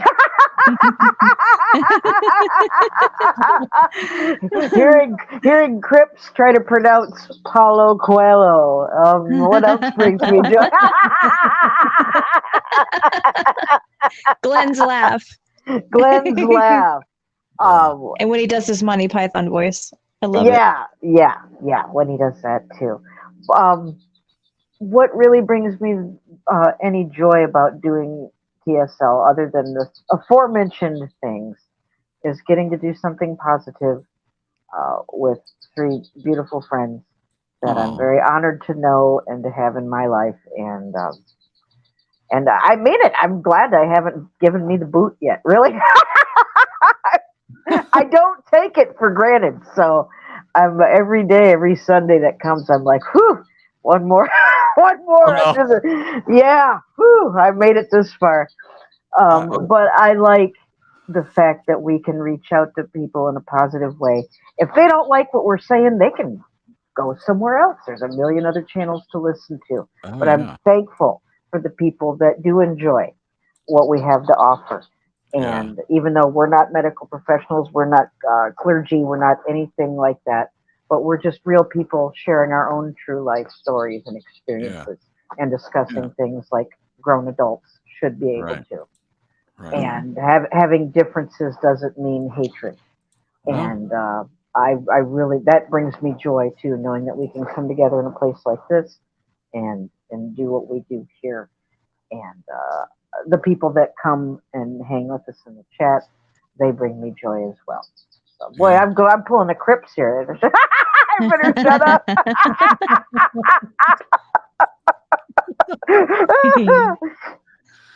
Oh, that's great. Nez, I'm intrigued, just real quick before we move on. Why would you think that we would kick you off the show? I mean, what is that based on? I don't know. I pray to God, give me humility. And when you do that, look out. I don't take it for granted. I've been in enough interpersonal relationships. Yeah. I've been in enough jobs and situations and other, I just don't take it for granted, I guess is a better way to say it. And every day, and plus, none of us know how long we have either. I could kick off. Any one of us could die tomorrow. My mother would say, we could be dead 5 minutes from now. She was right. We could be. So celebrate each moment that goes by that you're having. And I think there's more joy to be had if we take the time to do that as well. Even if it seems ridiculous. Hey, you're alive to experience the ridiculousness. Just be happy you're here. That's a good quote. I ran into one of my trolls last night at another channel that, I know they go there. They know I go there. There's a occupational hazard that we might cross. Whatever. Right.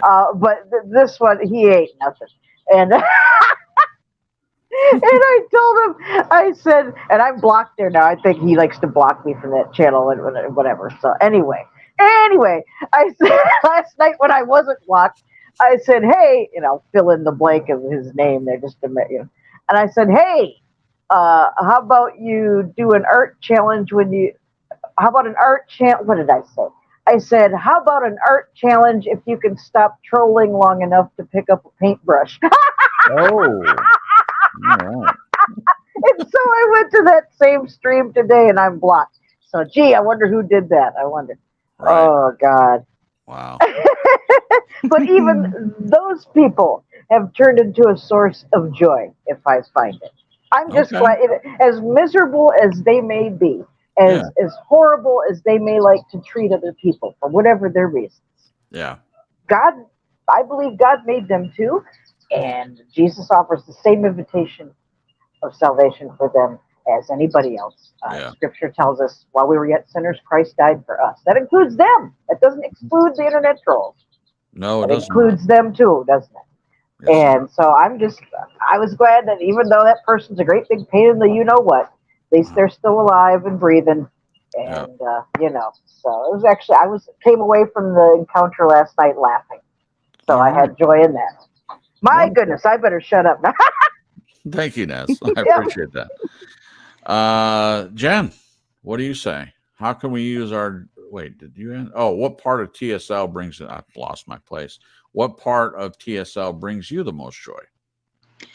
The conversation and authenticity and the chat. I love the chat. Yeah.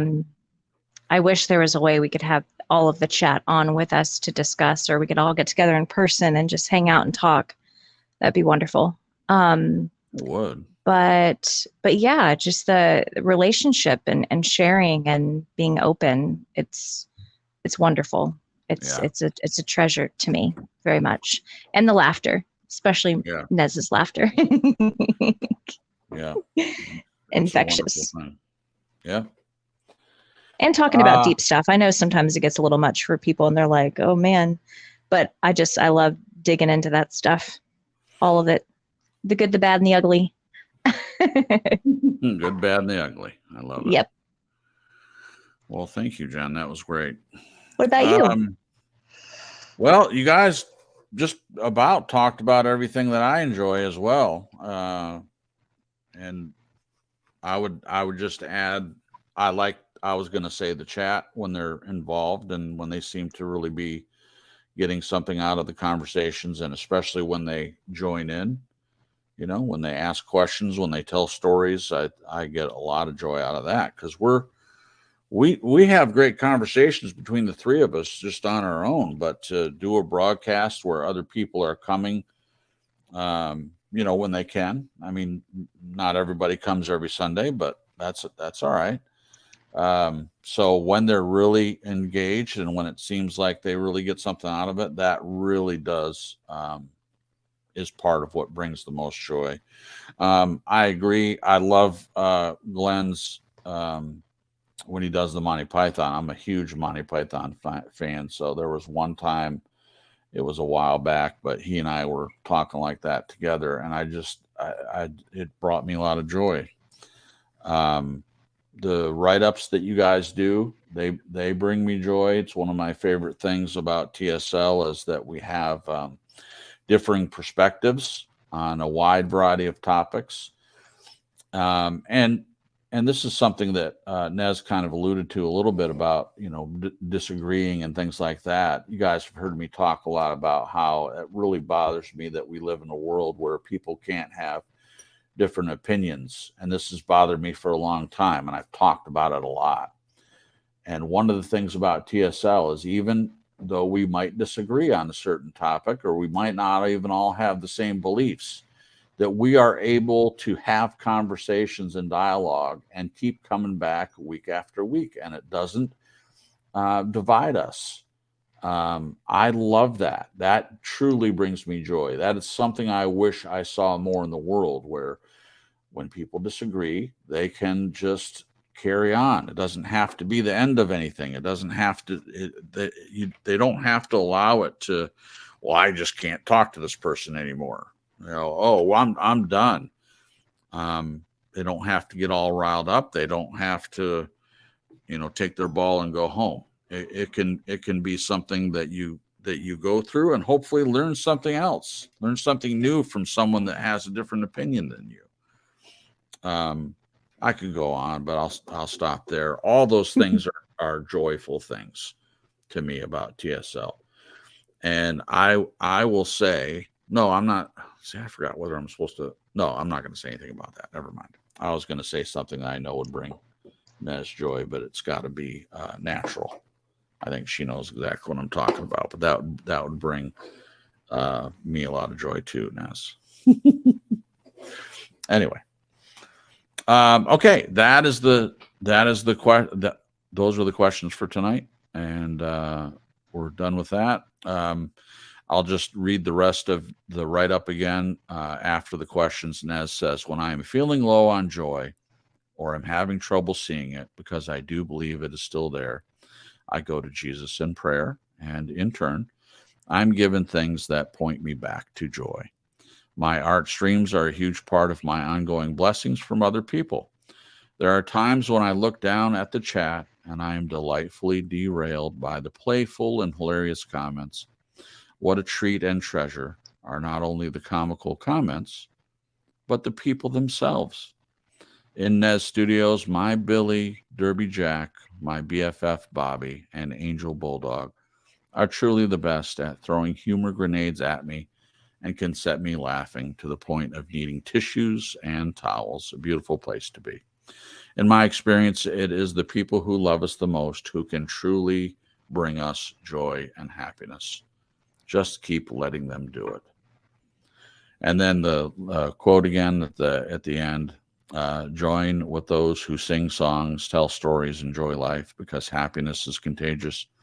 Join those who walk with their heads high, even when they have tears in their eyes. Avoid those who have never shed a tear. Paulo Coelho. Paulo Coelho. I did it intentionally that time. Oh, okay, good. In fact, I started saying it right, and I was a little embarrassed. You're a little embarrassed. I'm just joking. No, I know it's fun. It's Don't funny. say you're just joking. No. Wow, that's great. All right, we have a few minutes left, and Jen and I did not eat dinner tonight, so I'm grateful that we're not going to go too long this evening. So if you guys want to stick around for a few more minutes, wait a minute. Since Cripps ignored me, I thought I asked you what? Wait, what? Well, how did I ignore you? You didn't ask me the last question. Oh, I thought. My apologies. What part of TSL brings you the most joy? Sorry about that. I thought I asked you first. Right. I'm not upset. I'm not angry. No. I won't let it affect me. Oh, good. Don't let it steal your joy. Yeah. No. I don't think so. So you just want me to read what you said in the chat? Police yourself. I don't care anymore. Aww.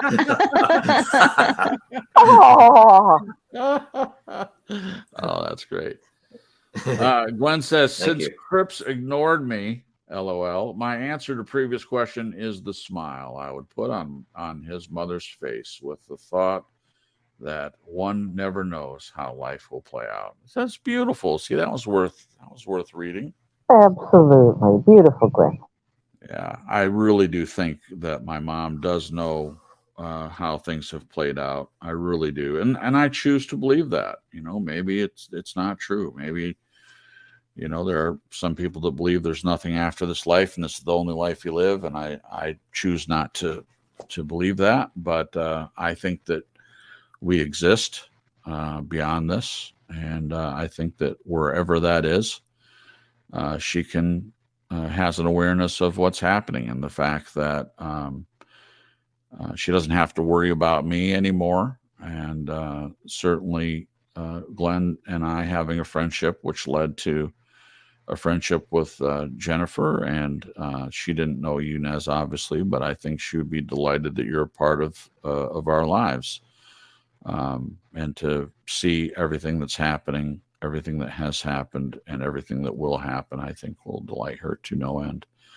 And I do believe that we will all get a chance to talk to her again, even Glenn.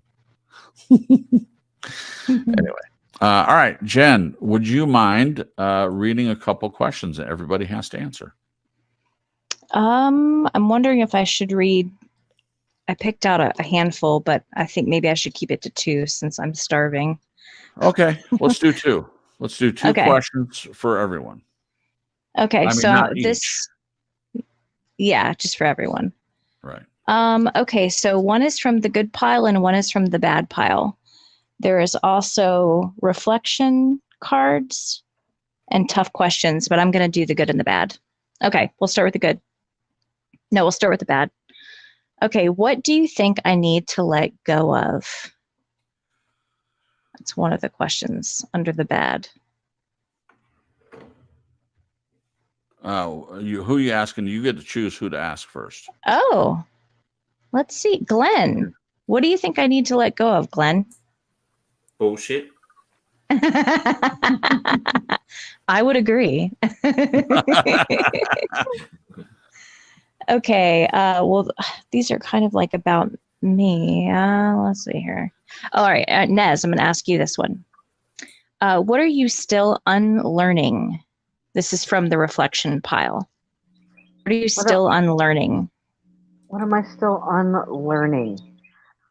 I'm still unlearning bad habits as far as dietary things are concerned. I've been studying a lot more about what foods are, what nutrients are from what foods, what is good for you, what isn't good for you. I've studied more looking into the Hebraic type of diet, saying no to pork and other things that, the Old Testament forbids, looking into the reasons why that is, et cetera, et cetera.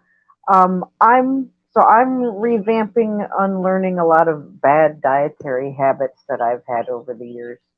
And I guess that's the answer to the question. Cool. Thank you for sharing. Yep. Wait, where is it? Shoot, hold on. You can ask me anything. Okay.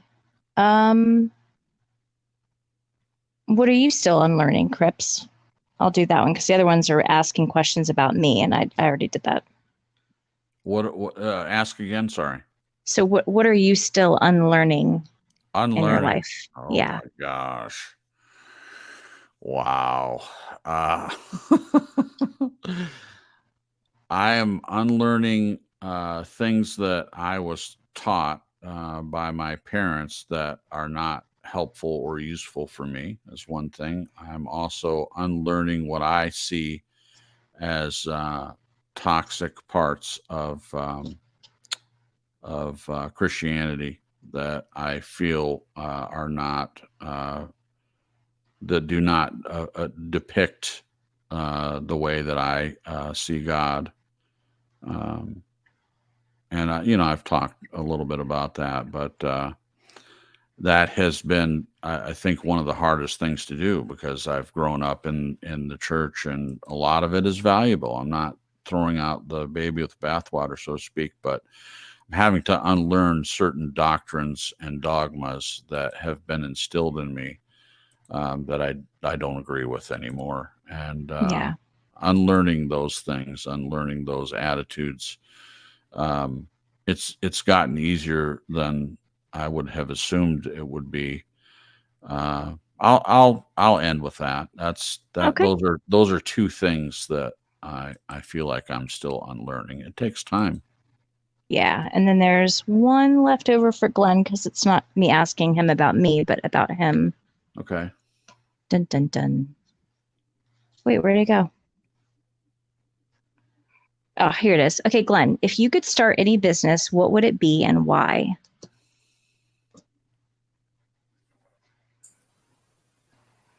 Good question. That is I'd have to think on that, Jen.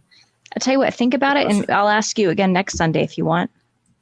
Okay, sure. Well, I wouldn't start, if I was going to start another business, I wouldn't do it just as for the job. I'd want to start it because I really want to do it right. There's a big difference between income earning business and a business where you're going to get a lot out of it for yourself as well. Yeah, that's true. I wonder if you do something involving horses. That's kind of what I was thinking. I think that would have been my guess. Probably not, because my knowledge is not good enough in specifics, but it's broad general knowledge. So I don't think I could have anything to offer in that respect. Yeah. Well, wouldn't you say that you could learn? Are you too old to learn? If that was something I'm not too old to learn, I'm just too old. All right. There's a lot of people that are young and have had lots of experience, like in many things. Sure. They're coming through. They're going to be much better qualified. No, it would have to be. Okay. I will answer. Okay. Jonathan and I was working on a business to help people with tourists going to Japan with itineraries and assistance, etc.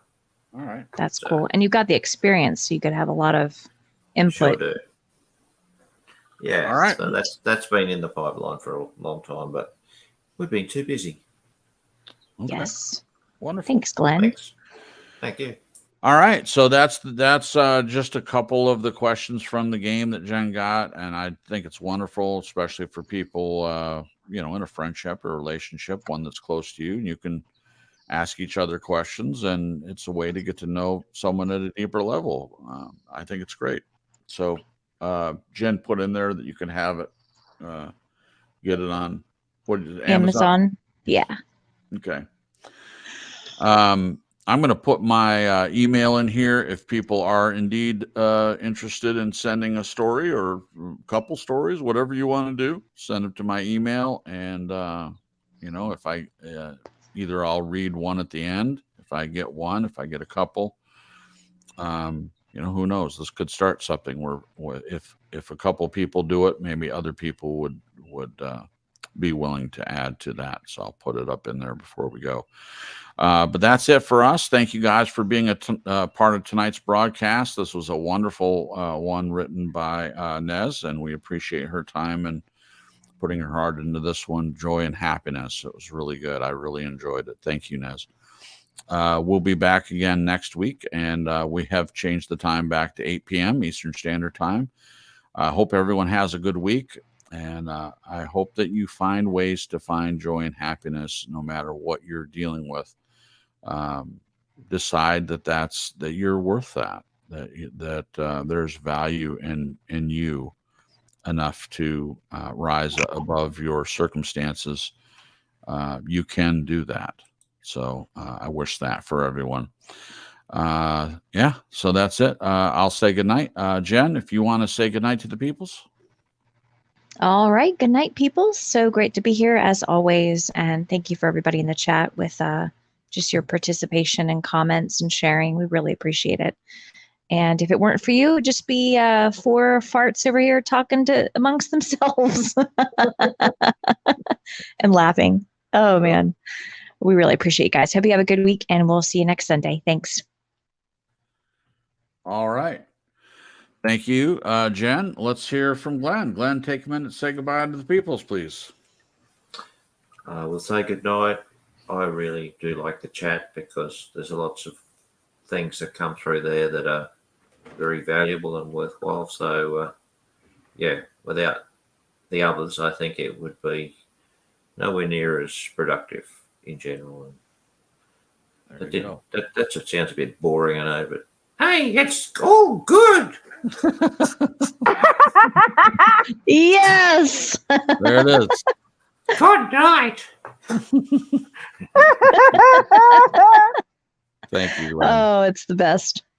All right. Nez, if you could close us out for the night, I appreciate it. You do it so well. Thank you. Thank you so much. Thank you, everybody who came tonight and hung out, even if you were just lurking and didn't participate in the chat. Thank you for being here anyway. And certainly thank you to everybody who watches the replay. And if you are so inclined, please take a moment to share it out on your social media. Thank you so much. And as always, if you have any ideas, suggestions, you want to share your own true life story, please use the email that True Life Story Cripps has put into the chat.